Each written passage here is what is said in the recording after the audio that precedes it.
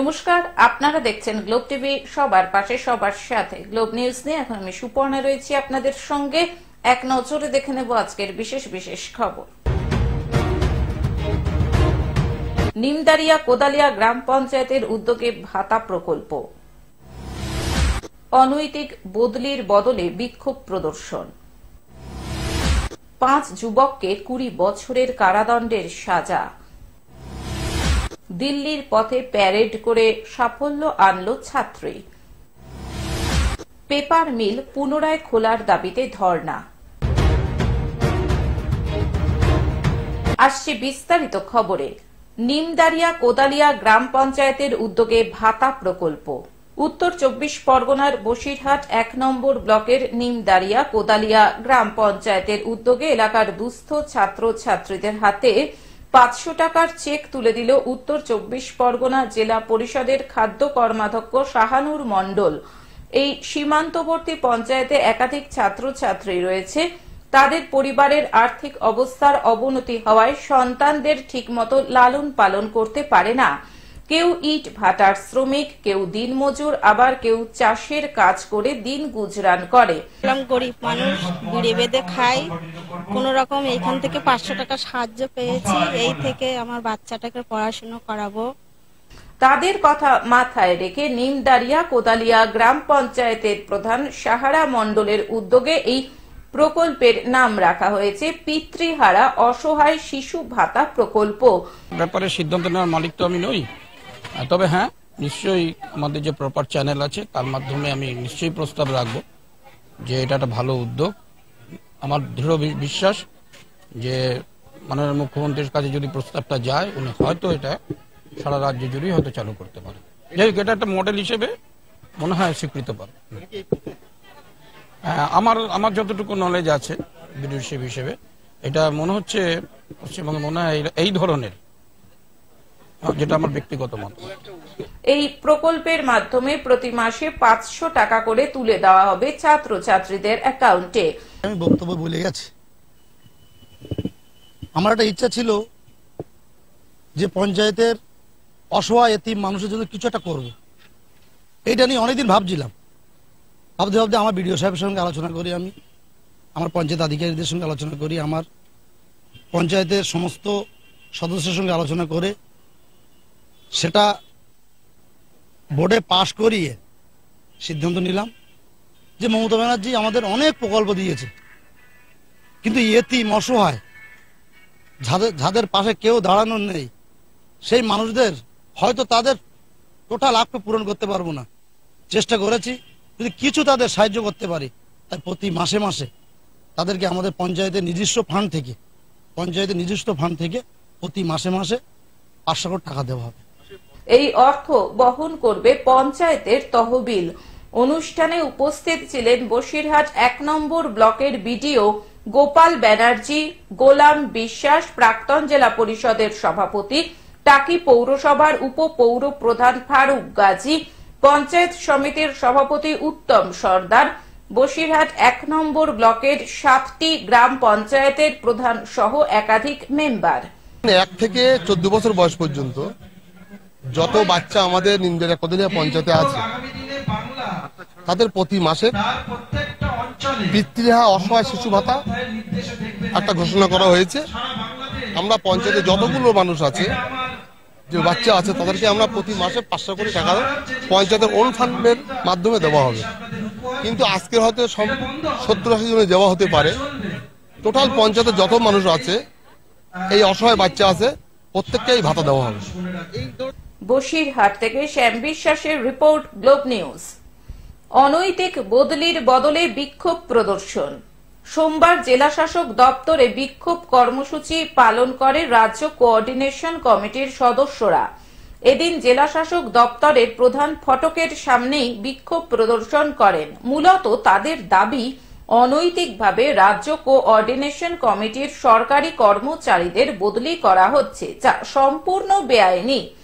এছাড়াও তারা বলেন, এখনো মহার্ঘ ভাতা বকেয়া রয়েছে, অস্থায়ী কর্মীদের স্থায়িত্বকরণ করা হয়নি, বিভিন্ন সরকারি দপ্তরে শূন্য পদ এখনো রয়েছে। আগামীতে আন্দোলন করতে বাধ্য হবেন তারা।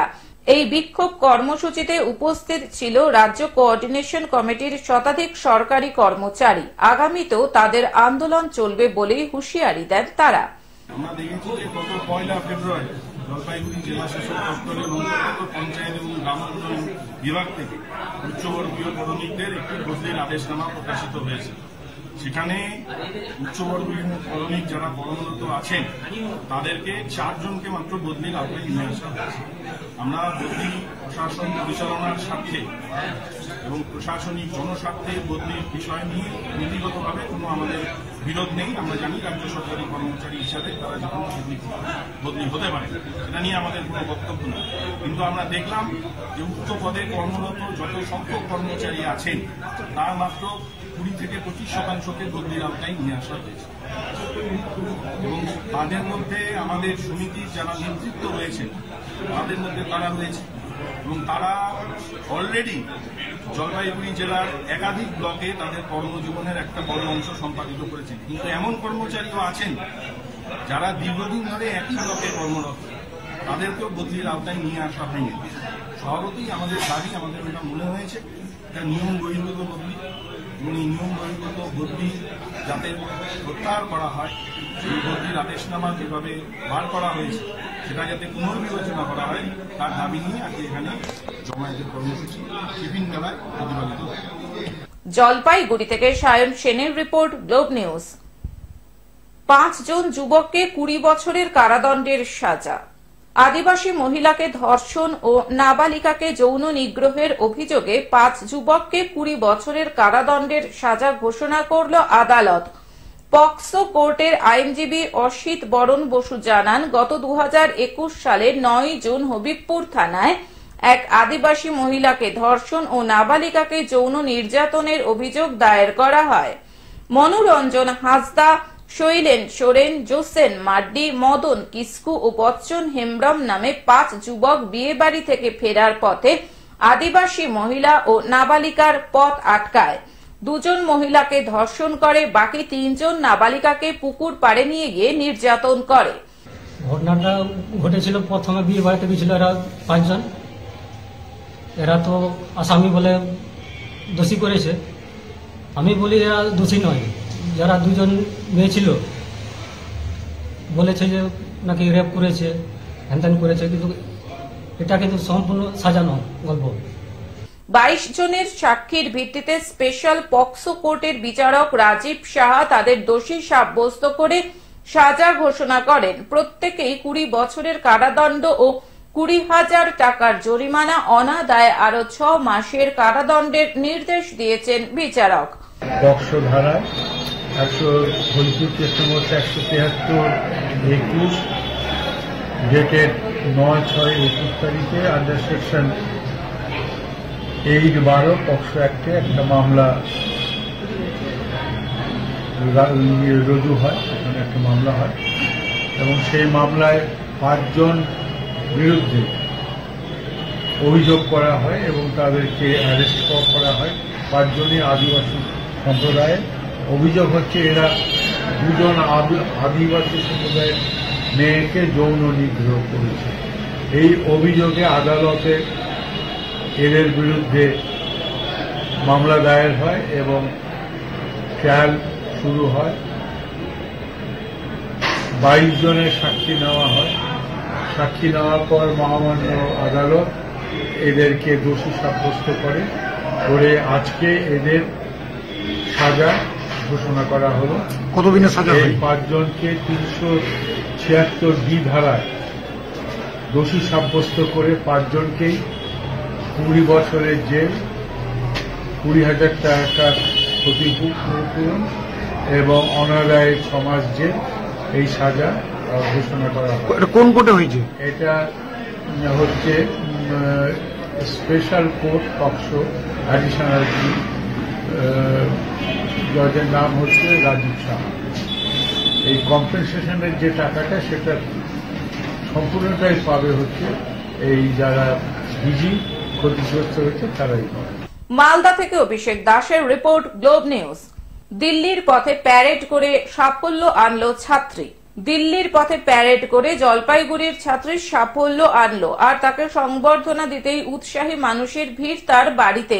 ফুলের মালা ও মিষ্টি মুখ করে তাকে সংবর্ধিত করা হলো। পাশে ছিল পিডি ওমেন্স কলেজের ছাত্রীরাও। অঙ্গিরা ঠাকুর জলপাইগুড়ি জেলার পিডি ওমেন্স কলেজের ৩য় বর্ষের ছাত্রী। দিল্লির কর্তব্য পথে প্যারেডে অংশগ্রহণ করেছিল সে। 1 মাসের ক্যাম্প ছিল দিল্লির জওহরলাল নেহরু স্টেডিয়ামে। সেখানেই তাকে ট্রেনিং দেওয়া হয় এবং নির্বাচন করা হয়। ভারত থেকে 200 জন ভলেন্টিয়ার ছিল, তার মধ্যে 144 জনকে নির্বাচন করা হয়। দেশের এই গুরুত্বপূর্ণ দিনটিতে প্রধানমন্ত্রী, রাষ্ট্রপতি সহ বিশিষ্ট ব্যক্তিদের উপস্থিতিতে প্যারেড করার সুযোগ পায় অঙ্গিরা। আর সেখান থেকেই ফিরে আসতে জলপাইগুড়ির মানুষেরা তাকে সংবর্ধনা জানান। এই সাফল্যে খুশি হয়েছে তার পরিবারের সদস্যরাও। যেটা ভেবেছিলাম যে অভিজ্ঞতাটা হবে তার থেকে অনেক বেশি অভিজ্ঞতা হয়েছে। ওখানে প্রতিটা দিন একটা করে আমাদের যুদ্ধ ছিল, প্রতিটা দিন যুদ্ধ করেছি আমরা। এবার আমাদের ওয়েস্ট বেঙ্গল থেকে আমরা 8 জন গিয়েছিলাম দিল্লিতে, সেখানে অল ওভার ইন্ডিয়া থেকে এসেছিল। সব থেকে বড় কথা, সেখানে মনে হচ্ছিল একটা ছোট্ট জায়গায় গোটা ভারতবর্ষকে আমরা দেখেছি।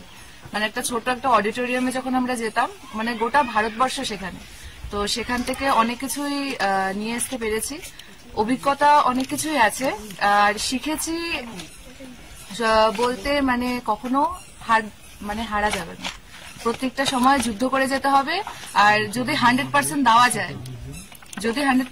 যায় তাহলে সাফল্য আসবে। আর আমাদের 200 জন আমরা সিলেক্টেড হয়ে গেছিলাম দিল্লিতে, সেখানে তার মধ্যে 144 জন আমরা কর্তব্য পথে প্যারেড করেছি। তো অনেকেই সেখান থেকে রিজেক্ট হয়েছে, তো বুঝতে পারছেন অনেকটা। হ্যাঁ, এনএসএস এর তরফে গিয়েছি। হ্যাঁ, এনএসএস এর তরফ থেকে গিয়েছিলাম, ন্যাশনাল সার্ভিস। জলপাইগুড়ি হয়ে কতজন? জলপাইগুড়ি থেকে আমি একাই গিয়েছি এবং এটা প্রথমবার কেউ যাচ্ছে, মানে গিয়েছিলাম আমি। জলপাইগুড়ি থেকে সায়ন সেনের report, Globe News. Paper mill পুনরায় খোলার দাবিতে ধর্ণা। রানীগঞ্জের বল্লভপুর পেপার মিল পুনরায় খোলার দাবিতে শ্রমিকদের পাশে এসে দাঁড়ালো আসানসোল দক্ষিণের বিজেপি বিধায়ক অগ্নিমিত্রা পল। রবিবার সকালে পেপার মিলের বাইরে শ্রমিকদের ধর্ণা মঞ্চে উপস্থিত হন বিধায়ক অগ্নিমিত্রা পলের দাবি, আমি কোনো রাজনৈতিক উদ্দেশ্যে আসিনি। এই পেপার মিল আমার বিধানসভা এলাকায় পড়ে, তাই শ্রমিকদের পাশে আমি আছি। কারণ যাই হোক না কেন, এইভাবে কারখানা বন্ধ করে দিলে শ্রমিকেরা সমস্যায় পড়েছে, তাই রাজনৈতিক রং না দেখে শ্রমিকদের পাশে আমি আছি। প্রসঙ্গত, বল্লভপুর পেপার মিল কারখানা কর্তৃপক্ষ কাঁচা মালের জোগাড় না পাওয়ার অজুহাত দেখিয়ে সাসপেনশন অব ওয়ার্কের নোটিশ কারখানার গেটে ঝুলিয়ে দেয়। এর ফলে কারখানায় কর্মরত প্রায় 350 শ্রমিক কর্মহীন হয়ে পড়েন। কারখানা পুনরায় খোলার দাবিতে কারখানার গেটের বাইরে ধর্ণা মঞ্চ তৈরি করে আন্দোলনে নামেন শ্রমিকেরা। আন্দোলনে আমরা কিন্তু নামবো, আমরা স্তব্ধ করে দেবো আসানসোলকে। এটা চলতে পারে না। আপনারা হয়তো ভাবছেন, সরকার ভাবছে যে এরা তো ঘেউ ঘেউ করবে, যেরকম বলে বিয়ে কর্মচারীদের যেরকম বলে না, ঘেউ ঘেউ করো না।